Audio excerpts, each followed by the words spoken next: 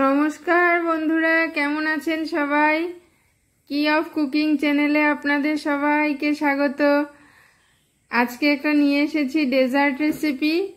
তো ফলের রাজা আম। তো আমকে যে কোনো ডেজার্টের সঙ্গে দিয়ে দিলেই খুব টেস্টি হয়ে যায়, ডেজার্টের টেস্টটা অনেক বেশি বেড়ে যায়।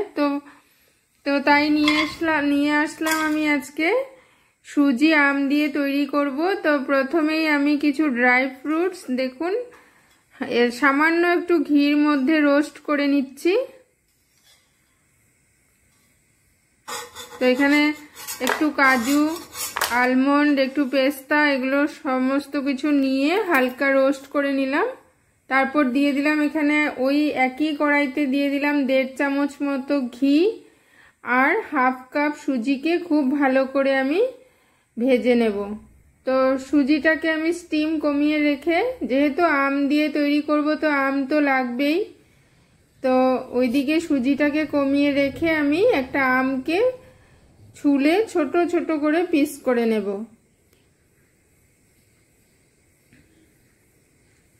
তো মাঝে মাঝে একটু সুজিটাও দেখতে হবে, নয়তো আবার পোড়া লেগে যাবে, তাই একটু পরপর একটু নাড়তেও হবে সুজিটাকে।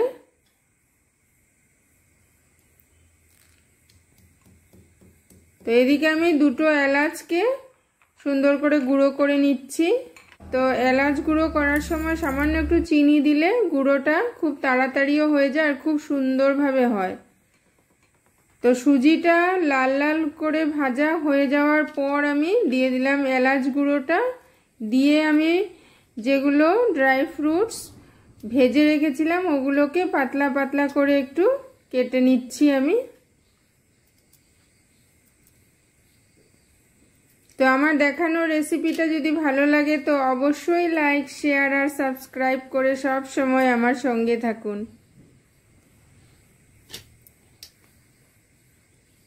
তো রেসিপিটা যদিও খুব সিম্পল, খুব ইজি, খুব সহজেই আপনারা বানিয়ে নিতে পারবেন খুব কম সময়ে, তথাপিও খুব টেস্টি রেসিপি এটা। তো এদিকে আমি ড্রাই ফ্রুটসগুলো ঢেলে নিচ্ছি প্লেটে।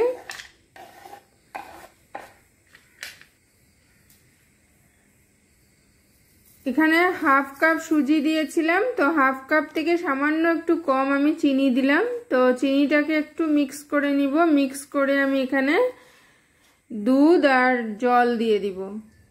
প্রথমে আমি জল দিব, হাফ কাপ জল দিয়ে দিলাম, আর দিয়ে দিব হাফ কাপ থেকে সামান্য একটু কম দুধ। তো এটাকে খুব ভালো করে আমি শুকিয়ে নেব প্রথম।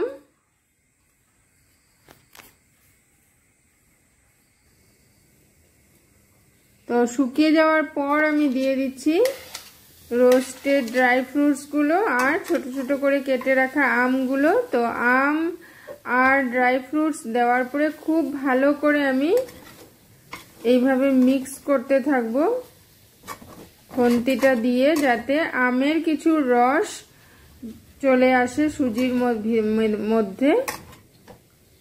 তো যখন আমের রসটা সুজির মধ্যে ঢুকে যাবে তো সুন্দর একটা সুজির মধ্যে আমের ফ্লেভারটাও আসে, আর এই টুকরো টুকরো আমগুলো যখন মুখে পড়ে তো ওটাতেও আলাদা একটা টেস্ট হয়। তো এখানে আরো একটু আমি ঘি দিয়ে দিলাম, ঘি দিয়ে সুন্দর করে আমি মিক্স করে নিব। তো আমি যতটুকু সম্ভব সবসময় চেষ্টা করি যাতে সবার ঘরে থাকা জিনিসগুলো দিয়েই সুন্দর করে একটা টেস্টি ডিশ তৈরি করা যায়। তো সবাই সব ঘরে বসে বানাতে পারবে। সব কিছু ঘরে না থাকলে আমাদের চট করে বাজারে যাও, কিনে আনো, এটাও একটা প্রবলেম হয়ে যায়।